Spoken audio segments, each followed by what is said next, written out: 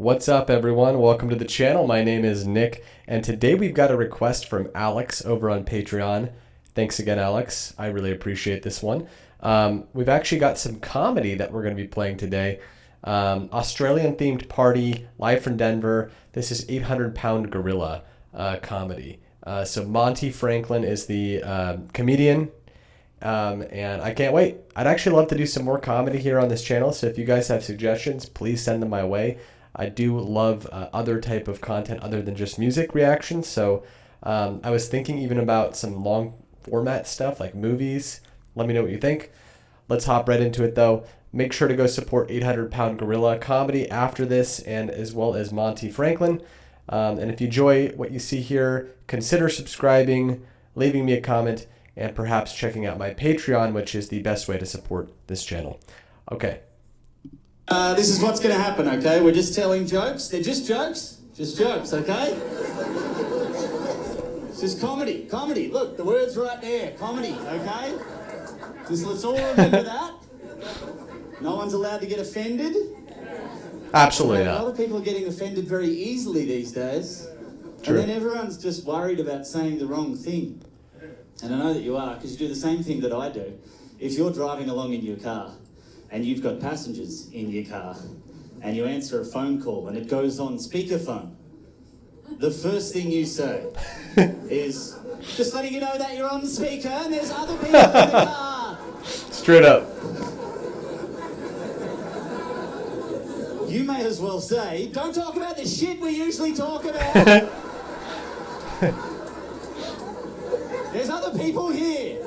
They work in our humour, they'll judge us. Everyone's terrified of offending. Absolutely. You can't offend Australians, you can't. You tried. You tried with Outback Steakhouse. You tried. Outback is such a travesty. It's like everything on there, like Alice Springs chicken. I actually watched like an interview with like the CEO, and he said he'd purposely never gone to Australia, and he wanted to make it as Australian as it could be without having ever visited. So like literally all the cliches. And if you've ever gone to an Outback Steakhouse, it is ridiculous. It's so over the top, very offensive. I think the only beer they have on tap is like Foster's or something.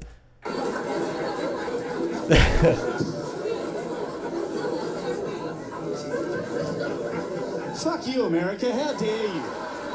How dare you? Just a fabrication franchise throughout your entire country. That's a complete mockery of my whole culture. Pretty much. And you guys are totally fine with that. Are you totally fine? What the fuck is a bloomin' onion? I've never heard of that in my life. It's a staple dish in this establishment. You all know it. It's a deep fried onion the size of a football. It's what they eat. It's what they eat down under, you know? We don't call it down under either, by the way. We're there. We're there. We don't call you up over or whatever you are.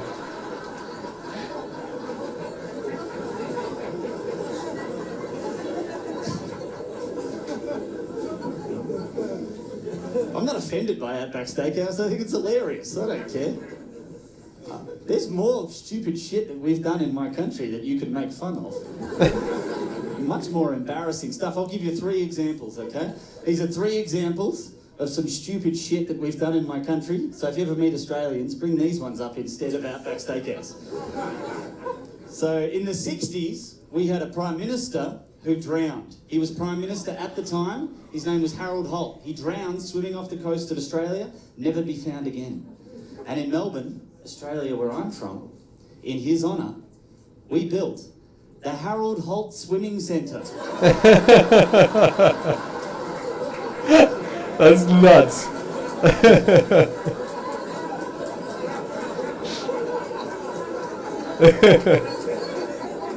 He fucking drowned, and we built a swimming centre in his honour.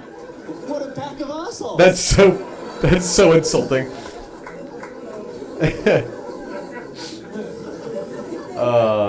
So So I grew up in a place called Shark Bay, okay? Shark with an R, okay? Shark. I don't pronounce my R's, okay? I don't have time. Shark, okay? Shark, like a shark. You know what a shark is. Fuck you, all right? Like, you know what a shark is. Stop it. So Shark Bay, it never dawned on me how ridiculous this was. When I was a teenager, the local government realised that no tourists were coming to the area. For obvious reasons. Straight up. So they changed the name to Safety Beach. What? That's the complete opposite of Shark Bay. They did nothing to improve safety, nothing. There's sharks there, a fucking lot of them. And now they're just luring tourists into a death trap, basically. Darwinism. Yeah, nah, come in, nah, it's Safety Beach, it's totally fine, yeah. Yeah, it's totally safe, yeah, go swimming, of course, why not? Ooh, oh no, that's not a shark. That's a safety shark. It's a dolphin, you pussy, get out there. What the hell's wrong with it? So I moved to America. I moved to Hollywood. That's where I moved first from Australia. My plan was... It's so nuts that people's first impression of America is either like New York City or Hollywood or Florida. I feel like those are the three. Maybe San Francisco. But yeah, it's like, imagine your first impression of the whole entire U.S. is Hollywood, California.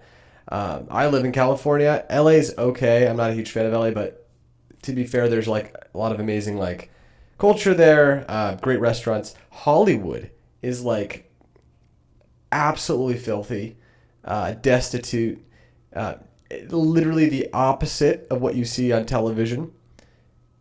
And it's sort of ironic that it is the, you know, breeding ground for talent and, you know, Hollywood productions over the years. But if you've ever gone on a tour there, it's really like, it's bad.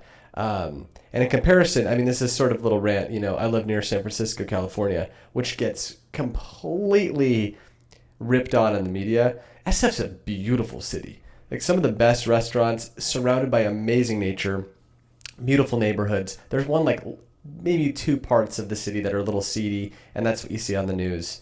And it's definitely gotten a lot better. But it is sad how that's been completely like used as the iconic picture of like failing city collapse in this country, and that's just not true. Hollywood, on the other hand, is not the greatest place. But anyways, it's pretty funny. Like that's where Monty basically decided to go first off the bat. I like this guy, by the way. He's really funny. I moved to America. I moved to Hollywood. That's where I moved first from Australia. My plan was to go to Hollywood, become a star. And I'd said that to my friends when I was leaving. I said, I'm going to go to Hollywood. And they all went, Hollywood, you dickhead. I'll give you 6 months. I'll give you 6 months, and then you'll be having sex with some old lady in Malibu just to pay your rent. That's what they said. They all laughed at me, and I went, no, I'm going to go to Hollywood and be a famous comedian. So I moved to Hollywood. I was there for about 6 months, and this old lady from Malibu came up to me. This happened after a comedy show. This old lady came up to me and she said, I'm having a private party down at my house in Malibu. It's all Australian themed. I'd like you to come and perform. And I thought, oh no, shit, it's happening. It's happening. My friends predicted it, and it's happening. And I thought, surely she can't pay me enough money. And then she went, I'll pay you $3,000. And I went, oh, look, what time do you need me to be there? What time? So I went down to her racist party, and I'm aware Australia's not a race, but anyway. I went down there. She would have spent $100,000 on this afternoon garden party It was all Australian themed. Up to For par. her 12 friends, that's all that were there. I was the only Australian. It was fucking weird. It was like an Australian version of Get Out. That's what it felt like. Oh my God. I thought, this doesn't seem safe. I need to leave. And I said to the old lady, I said, do you want me to get up and tell jokes? Do you want me to do stand-up? Is that why I'm here? And she said, no, I don't want you to do that. I just want you to walk around and just be Australian. So insulting. That's what she said to me. And then she had a handler there. I'm not making this up. They handed me a kangaroo on a leash. A real-life kangaroo. You don't hold a kangaroo on a leash. That's a very strange thing to do. That's like one of you guys having a bald eagle as a kite. Just like, oh. Jesus, why did we get a bald eagle kite? This is ridiculous. He's already shat on Grandma twice. Why did we... So that's what it felt like, having a kangaroo on a leash. And I'm walking around this lady's backyard, just with a kangaroo on a leash, just going up to her 12 guests going, g'day guys, how you going? Yeah, it's a kangaroo. I didn't think that'd be here either, but here we are. Hello.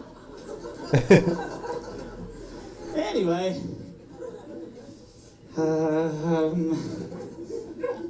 Shrimp on the barbie, dingo's got my baby, have a nice night. Just saying the stupidest shit that I could think of. Do you know how embarrassing that was? Walking around with a kangaroo on a leash? I would have rather had sex with the old lady. That would be less embarrassing. The kangaroo was embarrassed. He looked up at me and said, do you think if we both fuck her, we can leave? And I went, I don't know, that sounds illegal. I don't think we should entertain that idea. Picture how horrifically offensive that party is, by the way. Put any other culture in that position, how offensive that would be. But we're all laughing, because Australia doesn't count, and I know that. I know that, and I'm okay with that. But she couldn't do that with any other culture. She couldn't say to a couple of guys from India, okay, you Indian guys? Yep, come on in, come on in. Okay, you're just going to be in this 7-Eleven here, okay?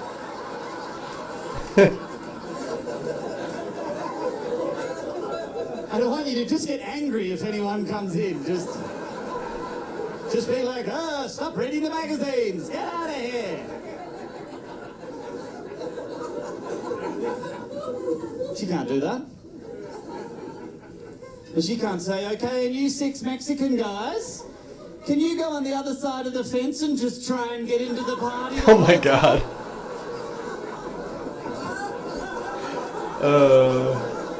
God.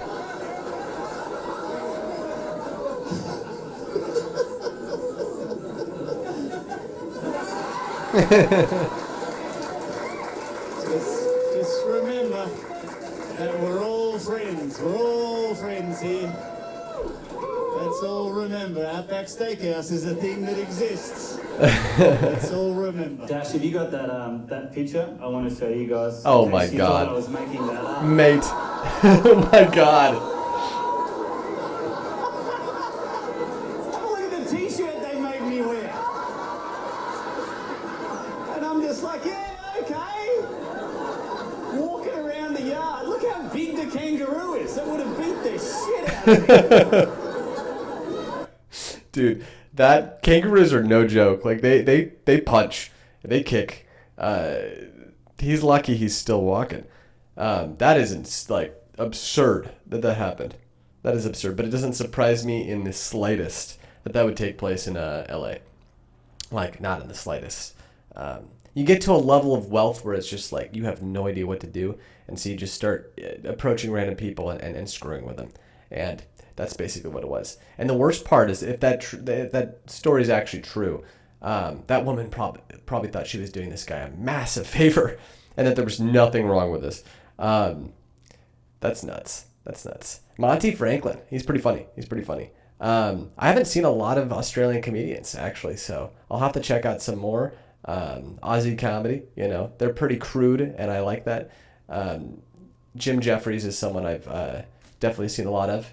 But again, if you liked this sort of reaction, let me know. Thanks to Alex for putting this on my radar. I appreciate all of you. Make sure to go support Monty, an 800-pound gorilla. And again, if you liked what you saw here, consider subscribing. It really helps the channel. I will see you next time. All right. Oh, and one quick reminder. Definitely worth supporting local comedians. If you ever see them in your area, go to a live performance. I mean, it's really, really important. It's such an awesome sort of craft, and it's a form of journalism, in my opinion. I mean, it's commentary that should be unfiltered, in my opinion, because it's rare to find something that is, uncensorable these days, and that is stagecraft at its finest, in my opinion, is making a room of people feel uncomfortable, getting to sort of question narratives, and in a fun way, because it is a joke at the end of the day. Let me know what you guys think, though. I'll see you next time. Bye-bye.